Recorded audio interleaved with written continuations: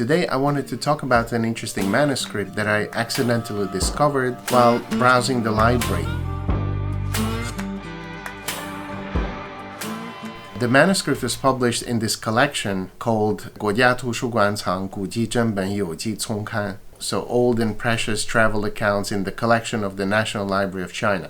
And this was published in 16 volumes, and the whole collection came out in 2003.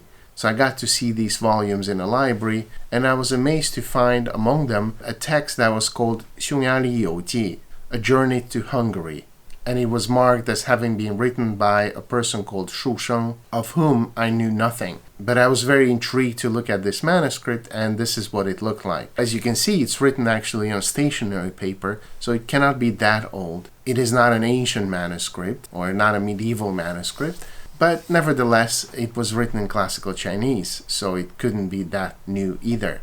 This is what the characters look like if we zoom in, and you can see it's actually quite well written. The handwriting is very practiced and good. So I was trying to find out more about this manuscript because I thought, well, okay, probably this was written in the 19th century, so there would have been a Chinese person coming to Hungary and describing his experience in Hungary. And I thought that was quite interesting because there were not a lot of Chinese people traveling to Hungary. There were quite a few of them going to Japan or the United States or other places, but Hungary in Eastern Europe, that was not a favorite destination at that point for Chinese intellectuals. There were some exceptions, but on the whole, there were not a lot of descriptions, and this manuscript seemed something quite valuable.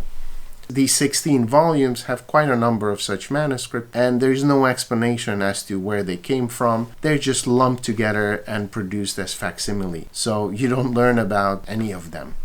But among them was another one that incited my interest, and this was by the English person called Shi Dan, and he was called Youhua Fanggu Ji, so Record of Travels in China in Search of Antiquities. Fortunately, the National Library of China put most of these manuscripts online, and for some time I was able to access them, but then it became hidden behind a firewall, and so I wasn't. But I downloaded this image before that happened, so I have an actual photograph of the original pages. This is what it looks like. You can see again the stationery looks relatively modern. It's not a historical manuscript, so to speak, but something of the modern era. So I was guessing this was from the Qing dynasty. Actually, the first line tells us the date. It's written in a funny way, obviously because the original was done by a British person. The year was 1900, so 1900. This is the beginning of the text, and then this was the end. And of course it consists of many pages, so we're not going to look through the whole manuscript here. But after some digging, I was able to find that this was actually the translation of Aurel Stein's preliminary report of a journey to Chinese Turkestan, more specifically to Khotan and the southern branch of the Silk Road.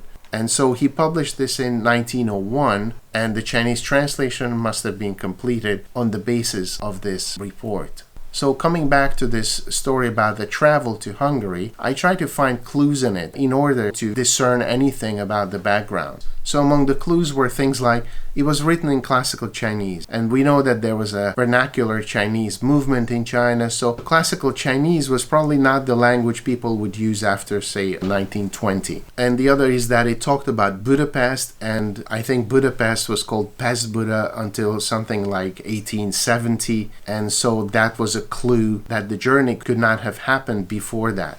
But then there were also visits to regions of Hungary that fell beyond the border after 1918, so we know that the trip happened before 1918. And it describes the story of Elizabeth Bathory, basically a story of this countess who was a serial killer murdering young girls to bathe in their blood to preserve her beauty. So this was a story that was well known, but in different sources the number of victims was different. And I was trying to see whether we can tie the numbers to a specific period, but I wasn't able to do that.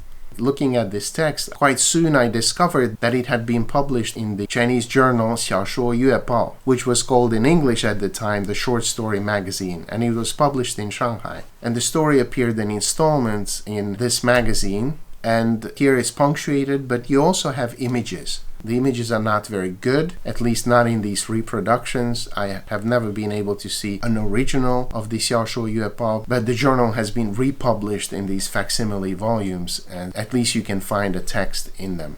So these images, indeed, they're showing Hungarians.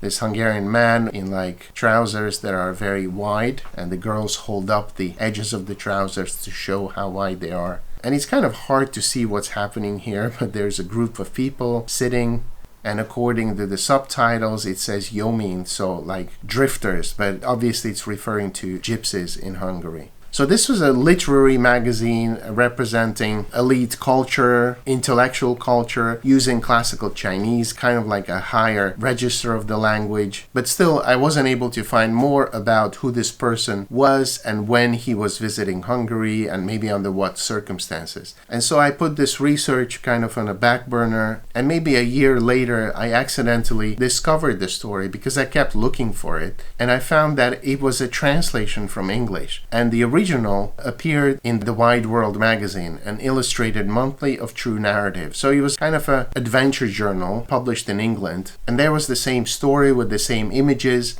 It was titled A Picture Hunter in Hungary and written by somebody called A.W. Cutler. And you can see the same images we saw earlier. So this one was almost invisible in the Chinese reproduction, but this one we were able to see a little bit better. And the Wide World magazine was an adventure magazine. It wasn't something that you would associate with high culture. So there was a difference between the readership of the story in China, where the short story magazine primarily catered to intellectuals who could read classical Chinese, obviously.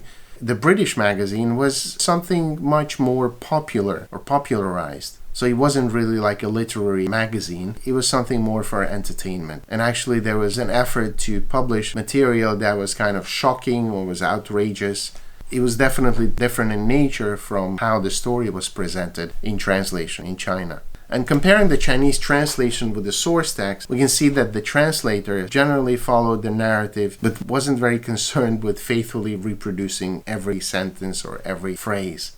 And so he left out certain details and references, trying to make the text more intelligible for Chinese readers.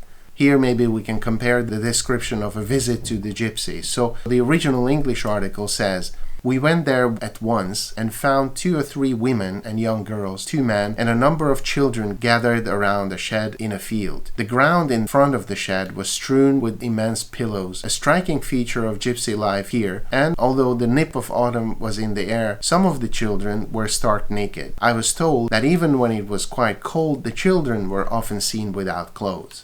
So the Chinese translation is actually quite a bit shorter, and it introduces some changes. It says, "Outside the tents were more than 10 women, men and children, sitting on the ground and lying on high pillows. At the time, the autumn wind pierced to the bone, but most of them were stark naked. I heard that they were without clothes even in the severe cold winter." So the word for gypsies used is yomin, a classical term designating people or groups of people wandering and drifting around aimlessly. It was not a bad choice. And quite interestingly, the English text mentions the nakedness of children. The translation makes it seem as if it referred to adults as well. And in the Chinese text, there is also an emphasis on this motif. So it draws attention to the nakedness by using 2 4-character expressions. Anyway, so looking at the Chinese story in this way, it seems much less remarkable as a description of a travel to Hungary, because the actual trip was done not by a Chinese person, but by a British photographer who traveled around the world to make pictures. He came to Hungary in 1914, just before the outbreak of the First World War, and he traveled to the Russian border where he was detained by the local police. And although he's complaining about this in his account, it's actually quite clear why in kind of wartime situation, police would detain a British citizen with a camera on the Russian border. But all of these nuances get lost in the Chinese translation because the Chinese audience has no idea about what's happening. So the whole story is rather just a description of exotic lands. And maybe that's why it was appealing for Republican readership, because they felt that there were other parts of the world, especially in Europe, which were also as exotic, as backwards, as maybe China's past from which they were trying to distance themselves. And so in this sense, this manuscript is not so remarkable in what it tells us about Hungary or how the Chinese people saw Hungary, but rather why it was chosen to be published. In any case, I hope this piece of detective work was interesting. Let me know what you think in the comments below. Thank you for watching and see you next time.